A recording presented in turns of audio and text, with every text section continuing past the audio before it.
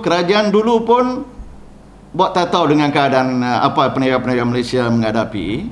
Kerajaan sekarang pun saya rasa memang mereka pun terkongkong dalam keadaan ini, di mana peniaga-peniaga ini, the 3 or 4 individuals who's doing this carnival, they are almost buying these people, no?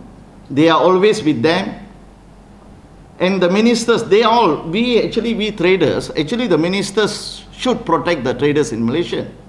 But unfortunately, mere appearance of them on that occasion menunjukkan bahawa mereka memberi ataupun menyokong peniaga-peniaga asing datang ke Malaysia untuk berniaga secara aram. Dan soalan kami di sini kepada Menteri MITI, Menteri Trade Association, Trade and Industry, is this kind of carnival is allowed or it's permissible under your minister's purview? Dalam lebih kurang 10 tahun, MITI dulu pun kami telah berkomplain kerana kenapa peniaga-peniaga asing dibenarkan. Sememangnya peniaga-peniaga asing ini perlu, kalau datang ke Malaysia, mereka sepatutnya mempamerkan barang-barang sahaja. That goes same to us also. If we go to India, we go to China, we go to Taiwan, kami juga peniaga-peniaga Malaysia cuma boleh mempamerkan barangan Malaysia, buatan Malaysia, dan mencari matching whoever willing to buy our goods in overseas, then we sell to them. Pameran barang-barang ini sememangnya untuk peniaga-peniaga di negara-negara tertentu. Jikalau negara India peniaga-peniaga datang, mereka perlu mempamerkan barang-barang mereka itu kepada peniaga-peniaga tempatan.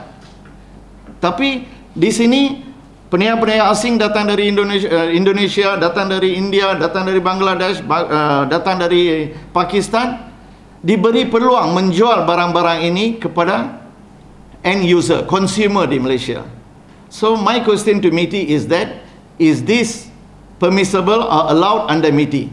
If it's allowed, then we know. We feel offensive, we feel this is wrong, then we will take this matter to the MITI and also the Prime Minister that perlu memberi perlindungan kepada peniaga-peniaga tempatan. So that is one question. Second, we are asking the Inland Revenue Minister, are they aware these people are doing carnival for 10 days and are they paying taxes? And they are just after the carnival, immediately they are flying off to their countries.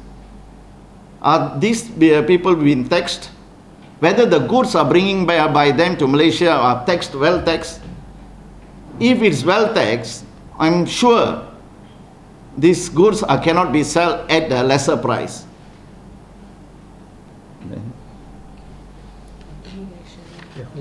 Then the pay immigration.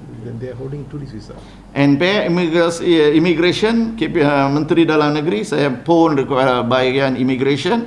Saya nak tanya dekat bahagian immigration ini, dalam tempoh 10 hari ini peniaga-peniaga asing berniaga, adakah social visit ini dibenarkan mereka untuk berniaga? Kalau benar, tolong beritahu kami. Benar. Kalau tidak, kenapa tindakan tidak diambil? Difahamkan kebanyakan ini, operasi ini tidak diambil oleh kementerian. So this is very bad, no? Because kalau kerajaan kata peniaga foreigners, illegal traders are illegal workers are in Malaysia, I believe strongly these also illegal workers. Being 10 days in Malaysia doing a business is illegal as well. Why actions are not taken on carnivals? And my question also, most of these pengusaha carnival ini memang mempunyai satu kaitan yang begitu rapat dengan menteri-menteri berkenaan.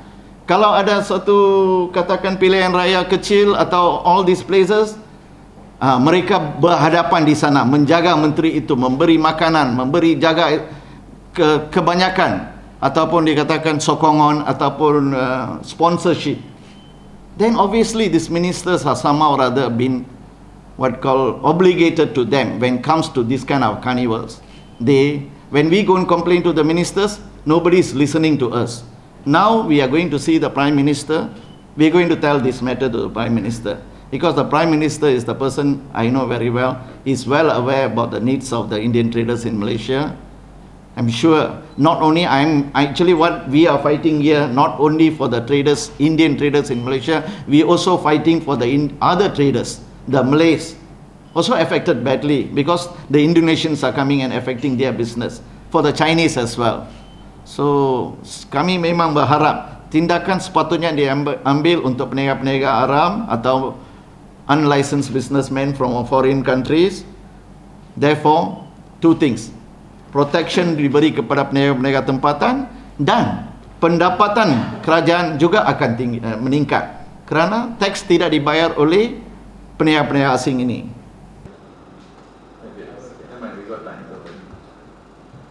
This one, animal fashion. This all a foreigner. Is it a Malaysian? All foreigners. All foreigners. 10 days they can niaga in Malaysia.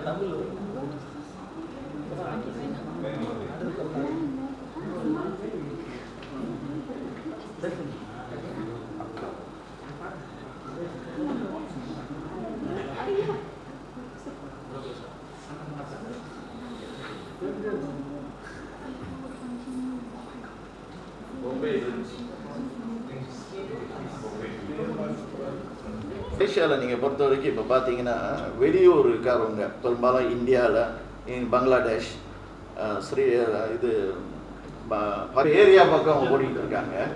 இது நல்ல ஒரு விஷயம், நல்ல business sir. இது 2 ஏரியா பிரித்து அந்தந்த area cover பண்ணிக்கிறது. இல்லை வெளியூர்லேருந்து நம்ம ட்ரேடர்ஸ் எல்லாம் இந்தியாவில், பாகிஸ்தான் இவங்களெல்லாம் கூட்டிகிட்டு வந்து மலேசியாவிலேருந்து ஒர்க் பர்மிட் இல்லாமல் டேக்ஸு கட்டா